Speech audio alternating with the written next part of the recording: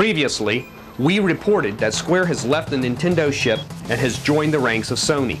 Although now there are rumors that Square is only expanding to Sony and not ditching Nintendo, the biggest producer of RPGs will still probably not release Final Fantasy VII for the N64. A playable excerpt from Final Fantasy VII is included with Square's latest game, Tobal No. 1, for the PlayStation.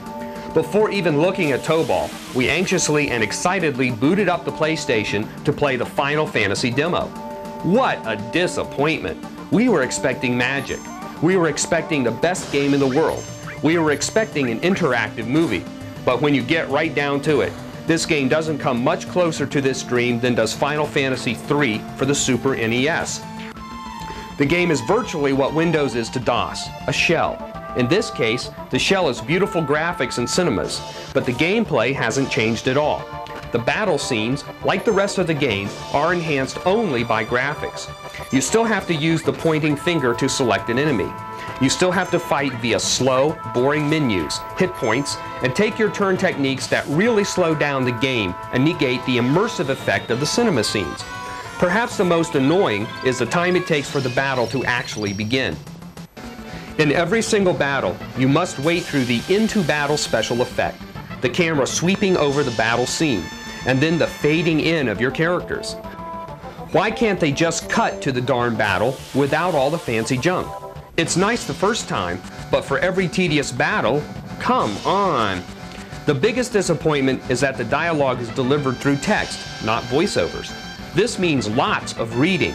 Combine that with the long and numerous battle scenes, and you have the potential for falling asleep or becoming a zombie from obnoxiously extended play.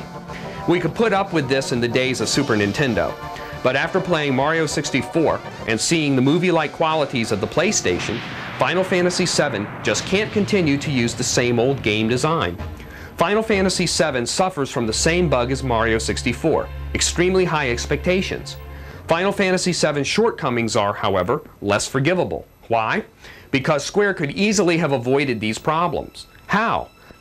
Speed up the animation of the moves and magic spells cast in the battle scenes.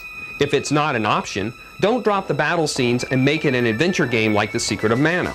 Instead, keep the scenes but ditch the menus and let the scenes be like mini adventure fighting games within the game.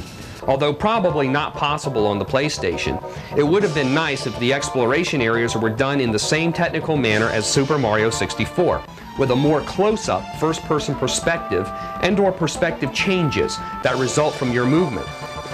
In Final Fantasy VII, the backgrounds never move. Is the game still worth buying? We can't say until we see the finished product, and things may change, but that's highly unlikely. It sure makes you appreciate the Nintendo 64. It's more advanced than we gave it credit.